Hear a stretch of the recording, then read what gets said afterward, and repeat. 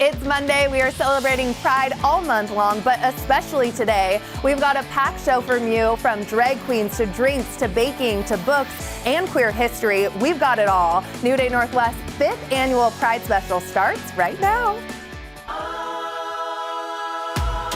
It's a new day. Now, from the Virginia Mason Franciscan Health Studio at King 5 in downtown Seattle, this is New Day Northwest. Good morning and welcome to this very special episode of New Day Northwest. I'm Kelly Hansen. June is Pride Month, and today New Day is celebrating big.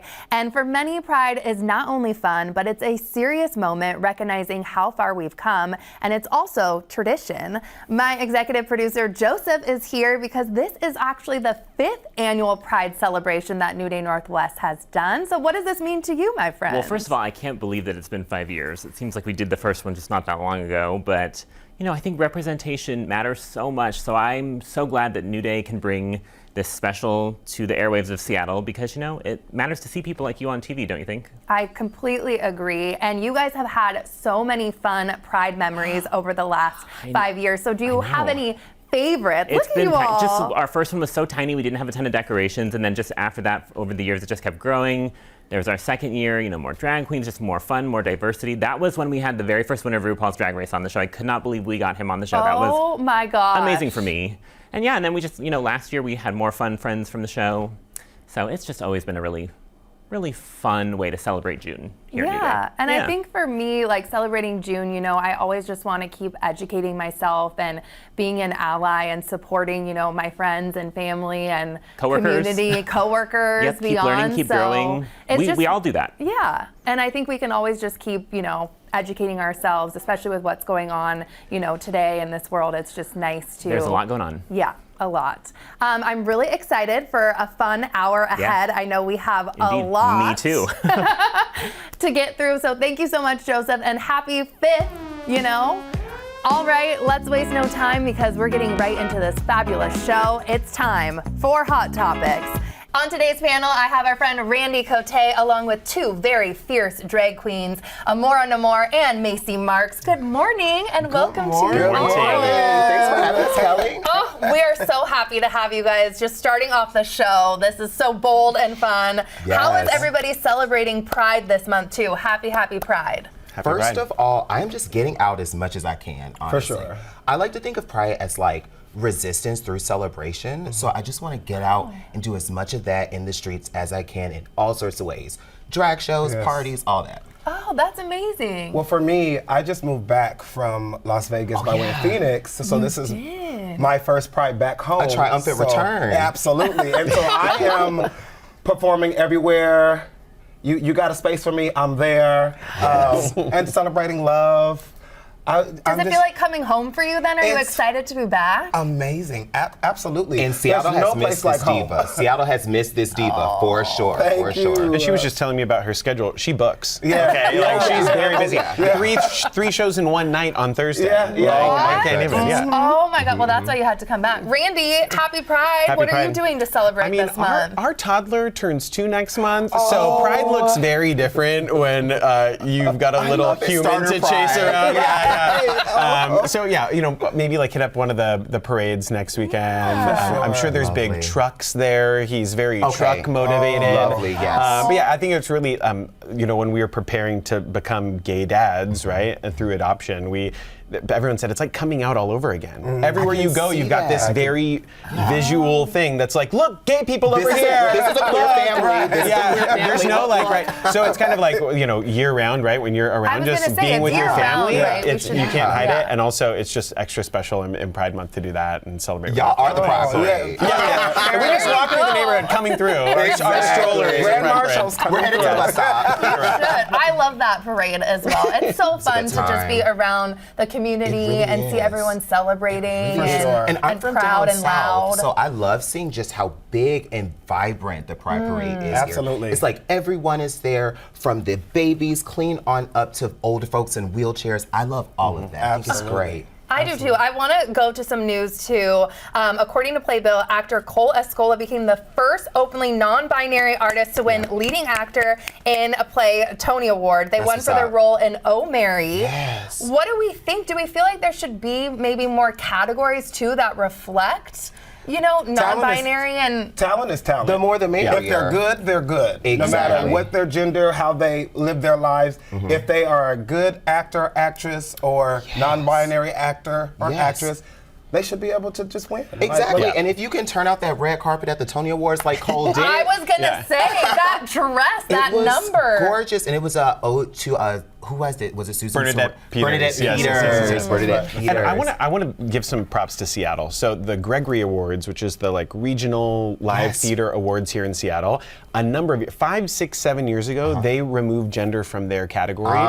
Very So now Seattle. they give away two awards to 10 nominees. So there's just 10 nominees, and they give away 2 awards. So you may have 2 male actors, you may have 2 female actors, you may have 2 non-binary actors. It's just That's the best They just removed it performances from the equation because it's altogether. about just recognizing the talent and the performance, and it doesn't Exactly. matter I how, think that's the how way of you the live, future, right? for sure. Look at Seattle ahead of the curve. I too, know. as usual. That's why I had to come back home, because I ain't no was place gonna like this. say. No place like it. No place like it. You guys, do you feel like sometimes though Pride is a little on the corporate side? Because this year it's been pretty noticeable how many companies have dropped their rainbow logos and therefore maybe their support. We're wondering, what do we Absolutely. think about this? I want to be honest, I've seen that on the corporate side, but I can't say I felt that because I feel like the queer community has definitely picked up all of that slack this Pride season. sure. We've got so much going on. My calendar is just as booked. There are just as many opportunities to get out there and have some good gay fun as ever. So I just don't feel like, listen, my grandma would say, one monkey don't stop no show. And they haven't done that. Your grandma, I want to meet this woman. Amazing. Lovely. Randy, what do you think? Yeah, I think I keep on shouting out Seattle. We have in Seattle, your homecoming. They were just ready for you. Absolutely. Rolling out the red carpet for you, the rainbow She carpet. wore the red carpet. The largest LGBTQ and allied chamber of commerce in the U.S. Yes. is in Yes. Seattle. Yes. So it's like if Yes. people are looking for businesses to support, there's a plethora of businesses in Seattle. The GSBA is the organization that's the Chamber of Commerce for the queer community. Whether you need a mechanic, a plumber, a bank, an insurance broker. You can you can go support I need whether to it's a look that local up. or a big corporation. Find the people who are still committed to the community, and you can go spend your money with them, and that just feels so good, right? They're celebrating you. You want to spend money with them. They make that easy, but it's when you see someone posted on Instagram, here's all these logos from last year, and here's the non-rainbow version this know. year. You see the and you're kind of just yep. And it's those kind of big companies like you're saying, so maybe support small businesses Yes, and the ones Still that in the gap. We're still doing it. Yes, Yeah. exactly. Still doing it. Exactly. Yeah. And honestly, to those corporations that aren't really fooling with us right now, y'all's lost, okay? Exactly.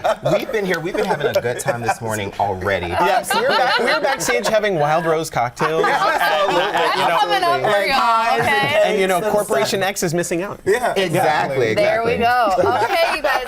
Obviously, we have 2 fabulous drag queens here Drag queen this where? morning. I don't know who is she. You guys, I want to know about some drag etiquette because I just went to the Fairmont to the drag show. It was incredible. Obviously, it's all yours truly and beyond. But etiquette. What do we want people to know going for their first time? So here's the thing.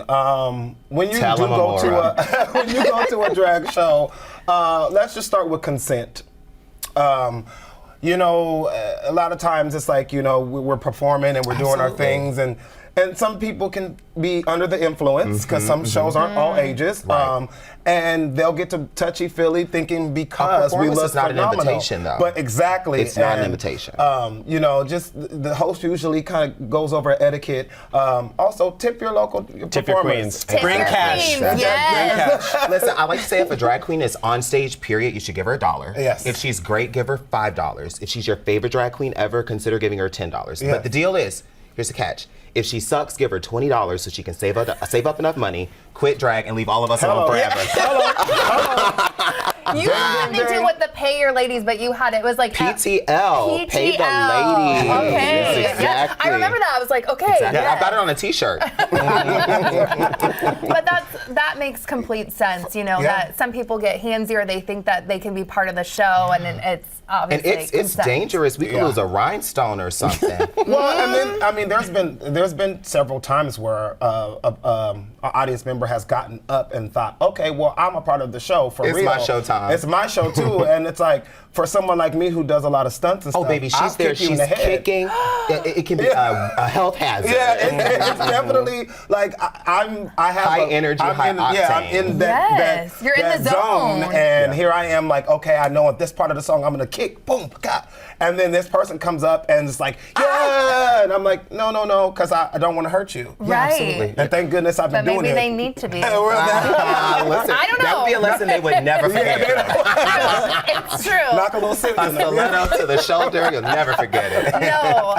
Randy, I'm going to get to you too. You're part of the queer hockey world, which Yes. is incredible. What is your hope for gays in sports and beyond? I just think it's continued visibility, right? I think we've had a long, streak of the past 10 years of people being out and playing sports, and There have been some waves. yeah, and so it's like this month for Pride, the National American History Museum in D.C., the Smithsonian's doing this exhibit on Carl Nassib. He was the first 4 years ago was the first openly gay player in the NFL. You think Okay. like big macho NFL, yeah. and like they have this whole exhibit about him, a groundbreaker, and you talk to him, and he's sort of like, I wasn't trying to be a groundbreaker. I'm just trying to play. It's I'm like just the trying to live my same life. thing you're talking about. Like, if people can play, they can play, right? Exactly. Like if they can make the game Talent winning, is talent. yeah, talent is talent regardless. And so it's fun to see all that creeping up. We just had our big Seattle Pride Classic. It's a huge hockey tournament, the largest Pride hockey event in the world. Whoa. 2 weeks ago here in Seattle, we had Luke Prokop, who's the first openly gay player on an NHL contract,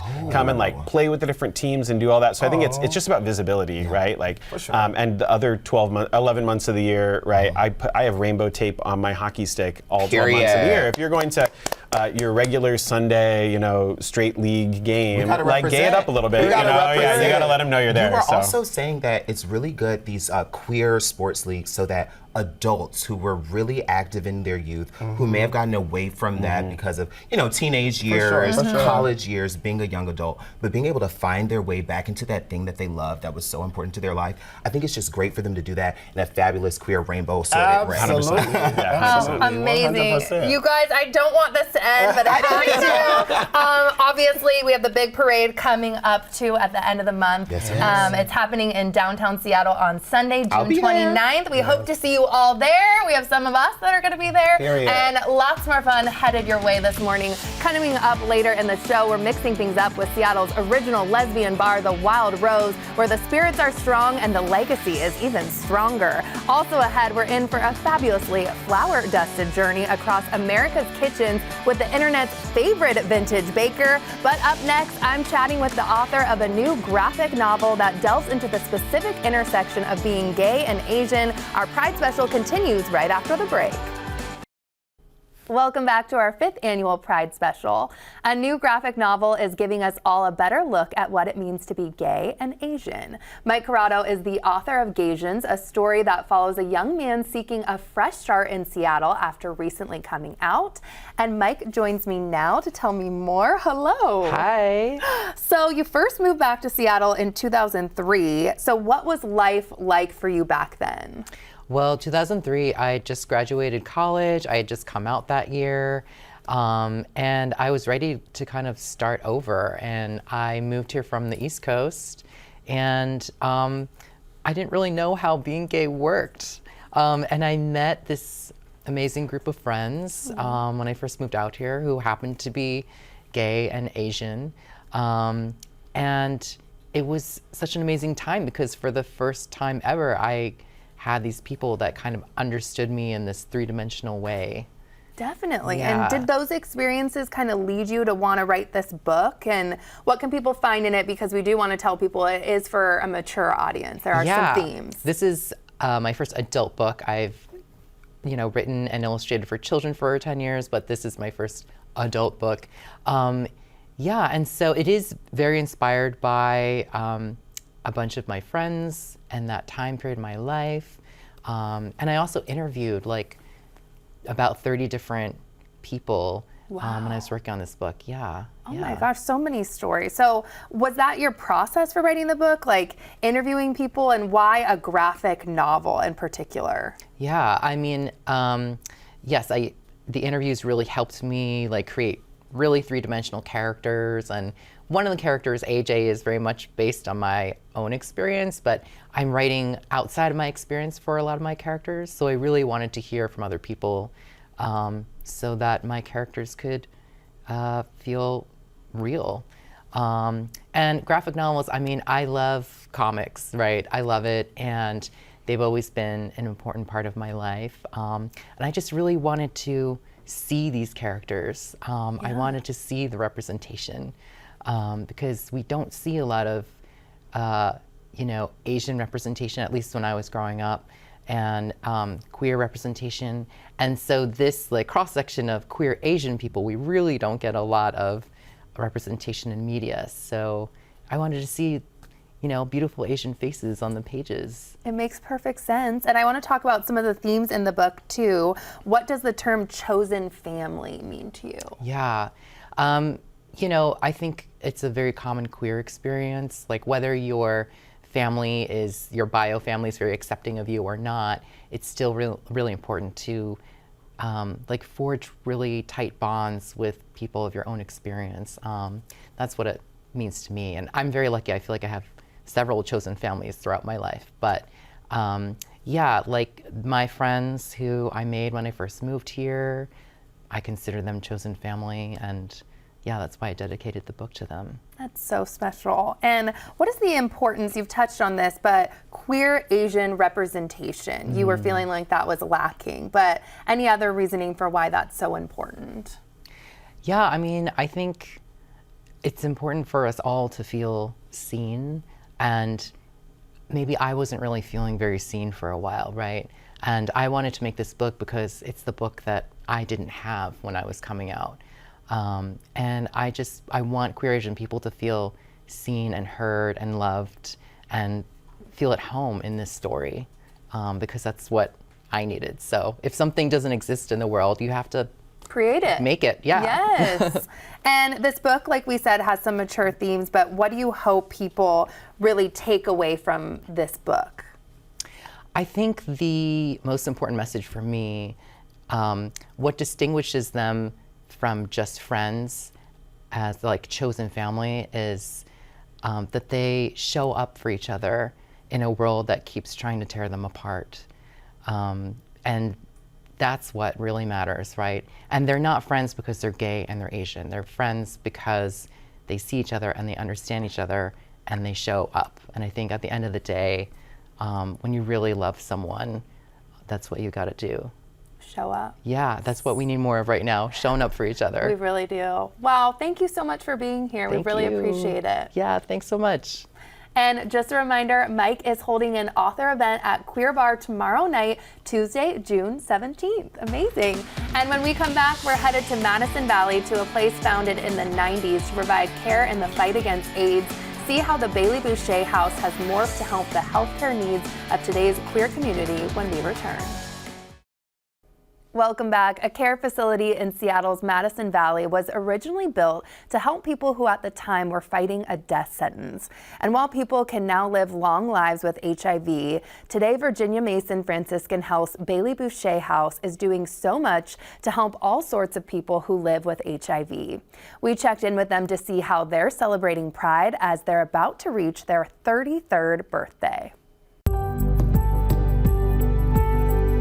You know, it's such an incredibly meaningful milestone in that we've come so far from where AIDS was a death sentence to now we're able to help support people living and support them having a home and support them having quality of life. To now we have fun and we're planning what we're doing for Pride and all these kind of things. It's a huge shift towards the positive. And so our efforts to really continue to support ending the epidemic remain at the foundation of everything we do. To be able to be a part of that and making the world a better place every single day in truly meaningful ways is a gift. Bailey was founded in direct response to the AIDS epidemic, and people were dying with literally no one to care for them. People were afraid, and so the founders of Bailey created this amazing organization to take care of people who were dying from AIDS. Our programs can be divided up between inpatient and outpatient programs. So our inpatient programs are primarily for folks who have HIV with some really serious comorbidities like ALS, Huntington's, cancer with high pain thresholds. These are the kinds of things that create a really complex care scenario. One of the most significant programs in our outpatient programs, and there are many, but we have a shelter downstairs for people who are unhoused. So being part of this shelter allows people to get nutrition support. It allows them to get medication management support and mental health support. It's a gateway, if you will, people going from having no services whatsoever and no supports and no safety nets to being able to be cared for on the most basic levels. And then, of course, the end goal is to be able to try to get them on their HIV medications and get them housed. I felt comfortable when I walked in because they had a group of people to welcome me to Bailey. I thought I'd be there for a couple of months. It's been almost 5 years to learn how to walk again, talk again, and to live again. I think it was a blessing to be able to come to Bailey. I get emotional. It's a family. Everyone takes care of everyone. I feel like I didn't lose my home. I gained a home with a bunch of friends and family, and I wouldn't want to be anywhere else. I always tease the nurses and I'm going out here kicking and screaming. I'm part of that generation that isn't around. Most gay men my age are gone. Yeah, that's a really tough thing to talk about and to think about, but to be in a position now where conversely we can do something about it. You know, years ago we couldn't do anything. And Bailey was literally the very first in the nation. And so to go from 0 supports and services available to now being able to be a part of an organization that has a comprehensive package of services for these people that so desperately need the care, yeah, it's a really big deal and it feels really good. And when you think back, like you said, you know, and I'm so sorry for your loss of your friends and family that have passed. What do you think they'd be thinking with seeing you now running a place like this? Well, I can kind of say tongue-in-cheek, I don't think any of them would be surprised, but I think they would be proud of me, and I think that's a really big deal. And after the break, we're going to shake things up more than just cocktails. We're diving into the legacy of one of the country's first lesbian bars that it's located right here in Seattle. It's a new day. Welcome back to our 5th annual Pride Special. My next guest is shaking things up, literally, at one of the first lesbian bars in the country, right in the heart of Seattle's Capitol Hill. The Wild Rose has been serving up cocktails, community, and queer joy since 1984, and it's still going as strong as it's ever been, the only bar of its kind left in the Pacific Northwest. Bartender Riley Durkee, welcome to the show. Hi. Oh, I'm Nice to so meet you. excited. I'm so excited for what you have prepared today. What are we mixing up? Because we have quite a few things happening. For sure, yeah. So first we've got the Jones Jet. So one of our house cocktails. Oh goodness. And it's kind of a little rum punch. Oh. So we have the spiced rum. Captain Morgan. Okay, Yeah. I remember this well from my college days. It's been a while. And what's this? And this juice? one is going to be pineapple, orange juice, and a little bit of sour mix. We keep those. We have this mix all made up all the time for a few of the punch drinks we make. Yum. And then a little bit of Sprite in there, and top it with My favorite. Maraschino cherries. Okay. Yeah. I'm gonna taste this, and you're gonna tell everyone too about the Wild Rose. How did you guys all get started too? Yeah. So in 1984, a group of 6 women got together and just really wanted to find a new space to find other people who they could really relate to. There was another lesbian bar at that time, but it had closed about 6 months prior to us opening on New Year's Eve. Wow. Yeah. And why was it so important to have a space like the Wild Rose, especially at a time when inclusivity wasn't as accepted? Totally. And by the way, this is fantastic. Good. It's so good. I feel like I'm on vacation. Ooh. Yum. Well, it's always been important to be able to find people that you relate to and just can talk to easily. You know, it's a lot of people, their experiences. You go out into the world and you find friends and you just kind of click on things, and it's a lot more difficult to find people that relate in every way. And so being able to have a space, you know, that specifically attracts lesbians, especially before everybody had internet and phones and online dating, you really just, the dating pool was limited to begin with. So Fair, and now it's a safe space that everybody can go and hang out. Okay, we're moving along to our second drink, Secret Garden. Tell me about this one. Yeah, so this one is our most popular of the non-alcoholic cocktails. Oh. We actually have like a pretty good selection of non-alcoholic options at the Wild Rose. That's good. They're so popular right now. Yes, yeah. Okay, you're muddling. So muddling the lime and cucumber there, and then we'll throw a little ice on it. That's an interesting mix, like lime and cucumber, but I feel like it would go well. It does, yeah. So the Seedlip, the non-alcoholic liquor here, it's kind of botanical, and so then a little cranberry juice on top of that. Ooh. But so it's a botanical one, and so it is like it really goes with some earthy stuff. Yeah. If the alcohol version of this one, we use the Kettle One cucumber mint. Okay. Yeah. How many, like, are you guys always rotating your, like, menu, too, or is it? We have a fairly set house drink menu, but it's pretty expansive if you include all the non-alcoholic beverages, Amazing, okay. And then you finish it off top again? Top it off, a little bit of Sprite, and that's it. Done and done. Yeah. Okay, I'm going in on this, and then you're gonna show us the last drink, too. This is a Paloma version, right? Okay. So this one, the Les Paloma, just another regular house cocktail, and Yum. Good. I feel like I'm on at a spa. This is great. Oh wow. Okay. Sorry. Keep going. Oh, you're good. So yeah, we use the Don Julio Blanco, and then some grapefruit. Oh of course. yes. Okay.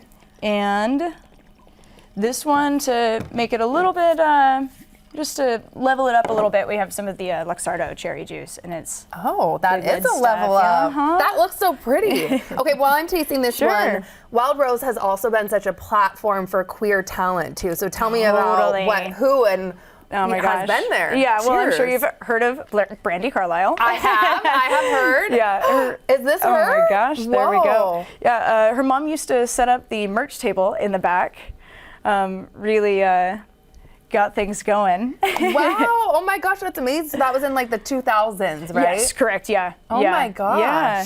That drink is also amazing. I feel like I'm in Mexico. Paloma always like speaks to me. Yeah. I want to talk too about the block party that you guys have a ton planned. It's back June 27th through the 29th. So what can people expect that's happening at Wild Rose? Yeah, for sure. So we're going to be open in the evening for Friday, so 6 p.m. onward, and then all day Saturday and all day Sunday. And it's an outdoor beer garden. We'll have lots of local DJs, really awesome DJs, DJ Summersoft, Ricky Lee. They're some of our regular house DJs, and they're going to be there all weekend. Lots of hosts hosting all sorts of little segments, kind of, and then lots of local bands. And you mentioned KEXP earlier too, right? Yes, all day Sunday, KEXP, and then gosh, we have burlesque as well. Shardana Sinatra is going to be coming. Yeah.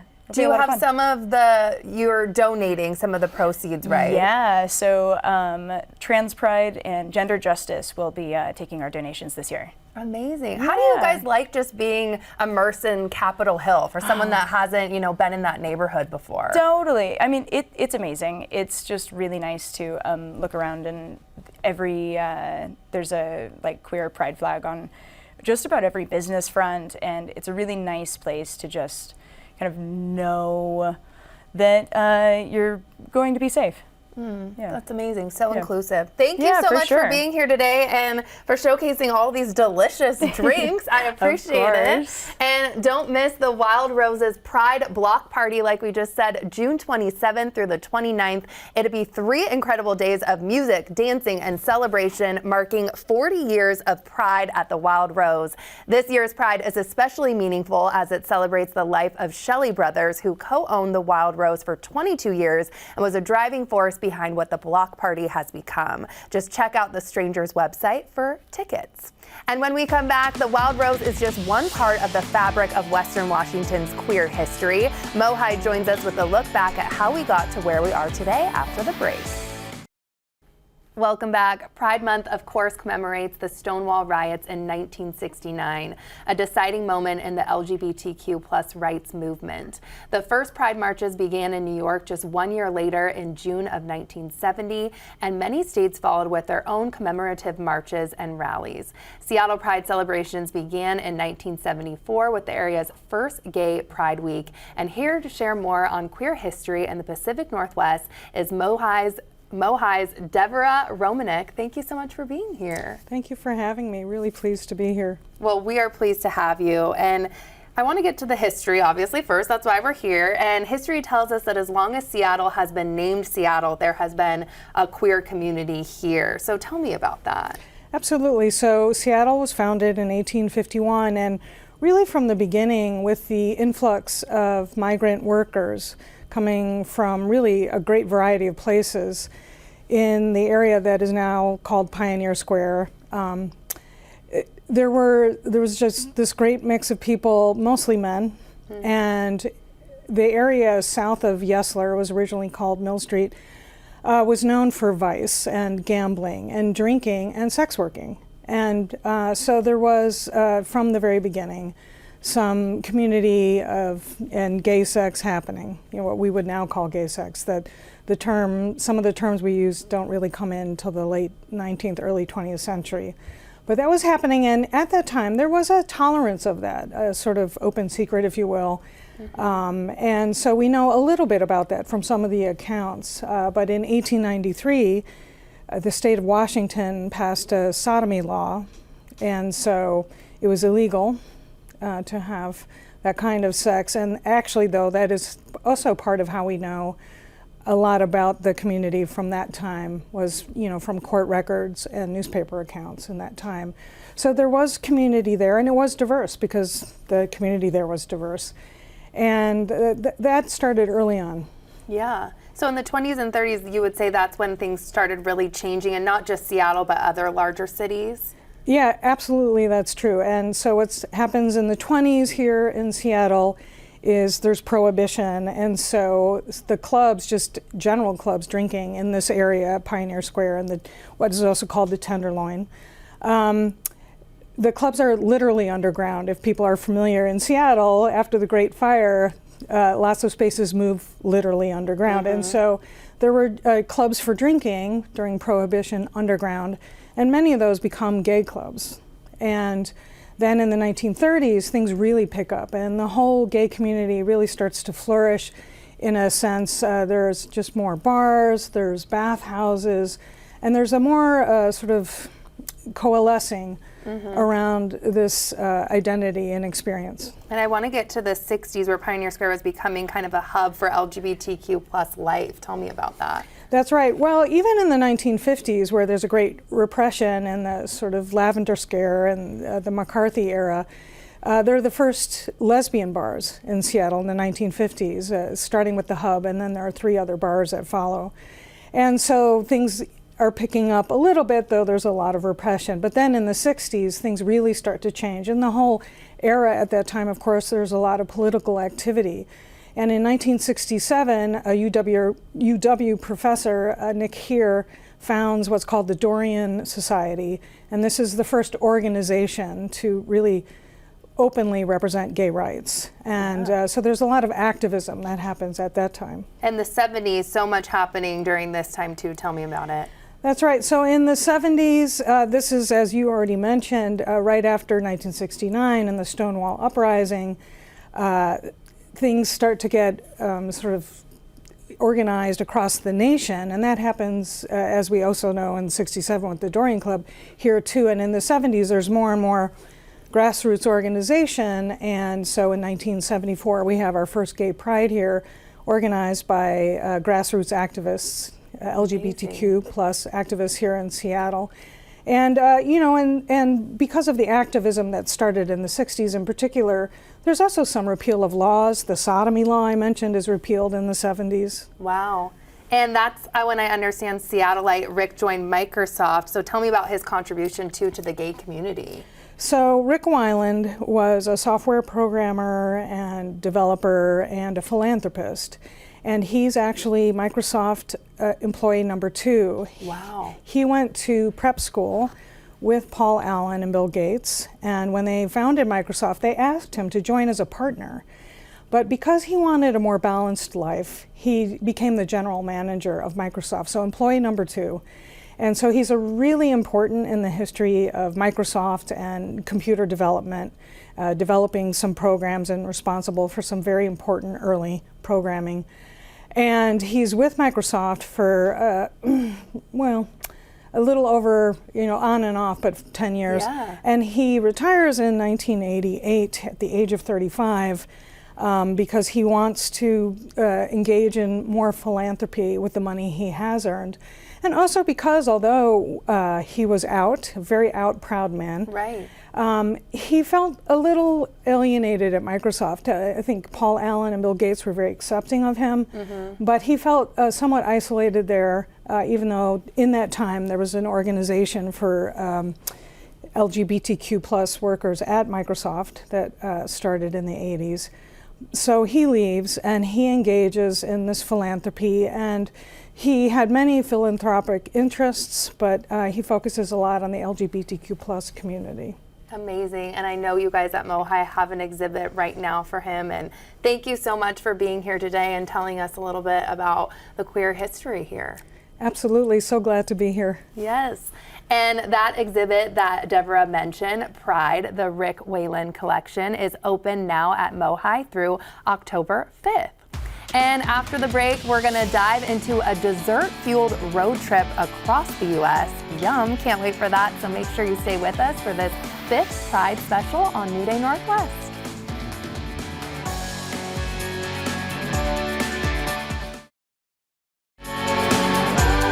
It's a new day. Pack your spatula and buckle up because my next guest is taking us on a sugar-fueled road trip through the quirkiest corners of American baking. B. Dylan Hollis is a TikTok sensation and best-selling author who rose to fame by whipping up delightfully bizarre vintage recipes with a dash of humor and a whole lot of flair. And he's back with a new book, Baking Across America, and he's here to dish on the desserts, the history, and the hilarity behind his culinary adventure. Hello, Dylan. Hi there. How are you doing? Oh, I'm doing great because I love dessert. You and I both. I am just going to be so excited for this. Your work is all about celebrating the past in a fun, unexpected way. So how has your identity really shaped the way that you create and connect to your audiences, would you say? Well, I do old school baking. I do old school cooking, going through these old cookbooks, baking them. And, they come from a time where my identity wasn't really included. So, to be able to go back in time, bake these old things, and include who I feel myself to be, it's like reinventing it. It's in a new light, and it's fun, and it makes that which has already been done even more interesting. That's amazing. And where did your love of these vintage recipes come about? Did you grow up with them? I was born like that. My aunt in the hospital room said, "That boy's been here before." And even my first car, which is on the front of my book, is a 1963 Cadillac. I've always started with records, old books, always just collected old things, so I couldn't tell you. It's just in me, I guess. Okay, and then why did you want to set across America too? Where did this idea come from? Well, what I do online, like I said, is I bake through those recipes and I look at the comments and they're often the same. I remember when my mother used to bake these. I remember when my grandmother used to make these.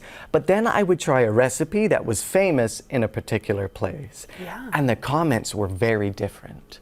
They said, you know, this is the pride of my state, the pride of my city. You've done this area proud. And I said, that's very interesting. This is a recipe, but people are treating this like a hero. They're so patriotic about it. So wouldn't it be cool to find recipes like that from every state and go coast to coast instead of from year to year? Ooh, and we get to try and see some of your recipes today. You have 3 recipes from your book that you want to share with us today. We're starting with Kool-Aid pie. Oh, it yes. looks amazing. What's the story behind this one and where is it from? Kool-Aid was invented, if you'd believe, in Nebraska. I would not believe it. I'm like, what? a small city called Hastings in Adams County. It was invented by Mr. Edwin Perkins, and around 1927 it came to household fame. So in Nebraska, they use Kool-Aid of all things to flavor their pies, their cakes. I mean, it's not too common, but they love it. There's even a Kool-Aid Days festival. Of course there is. So Perfect. I feel like this is too pretty to break into, but this is a very simple, you can consider it 3 ingredients. I mean, it's old-fashioned sort of 1980s style baking insofar as it's a baked crust, it's graham cracker crust, but that's just condensed milk, Cool Whip, if you'd believe, and then Kool-Aid as a flavoring. You can choose any flavor, and you can make it as, you know, either nice as you want, like this, or as vibrant purple, red, you know, blue. So you can have some fun with it. It's a bit kitschy, but it's fun, very summery. I love it. And the fact that it's easy with only a few ingredients. These bars, tell me about this and where this one's from. You know, these are Nanaimo bars. These are really interesting because in a book called Baking Across America, you'd not think something from British Columbia would be in them. But I discovered these in Seattle. Nanaimo bars, they were invented just about 130 miles northwest on Vancouver Island in a town called Nanaimo. And in 1952, the Women's Auxiliary to the Nanaimo General Hospital made these bars, and they're a chocolate graham cracker crust with a pudding middle layer and then a wonderful chocolate ganache, and you've got coconut in there. They are one of my favorites. They're That's Moorish. what I was gonna ask. I have a note here that it's your current favorite dessert, so I'm gonna taste test and dive in here. So, and the fact that you're bringing stuff around from the Pacific Northwest, thank you. Oh, I know. Well, I don't know. There's something about here, I don't know. Everyone seems to be so nice here. And beyond that, they have such good taste for recipes and, in my mind, desserts especially.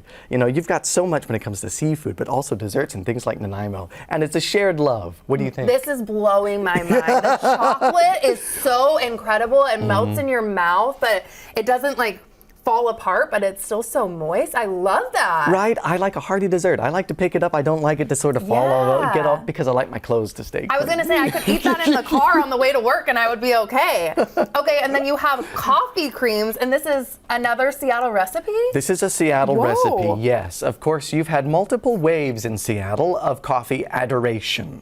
And sort of in the 1990s, people began using instant coffee in their baked goods. So instant coffee gets a lot of bad rep, especially in Seattle. I'm afraid to say that I like instant coffee. I kind of do too, it's okay.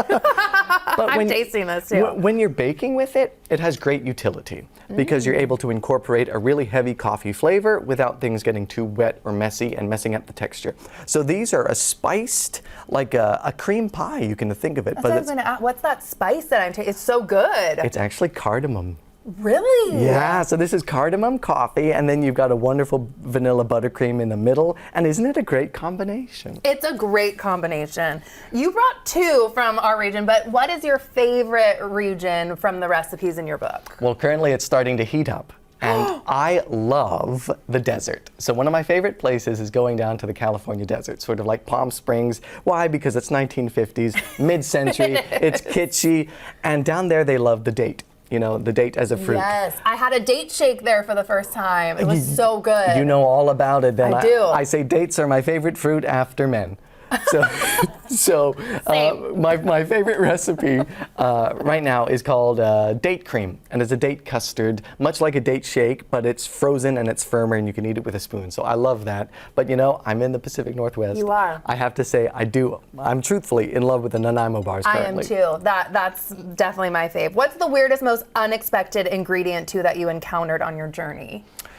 There's a lot, you know, there's a lot of gelatin, there's a lot of Jell-O coming in there, but I recently had an experience back before baking soda and baking powder were popular leavening agents. They actually used ammonia, which is just as it sounds, ammonium carbonate, which is the same chemical as smelling salts. It's a weird story, but it bakes out and it's used as a proper leavening agent. I had to do so much research to make sure I wasn't going to hurt myself. Seriously? But that's an odd one. Really odd, but I'm glad we invented some better things. I am too. What do you love about being back in Seattle too? I mean, it's Pride Month. It's pretty amazing. I mentioned it earlier, the fact that you're walking down and I feel like I'm friends with people I've never met, even just on the street, having good conversations.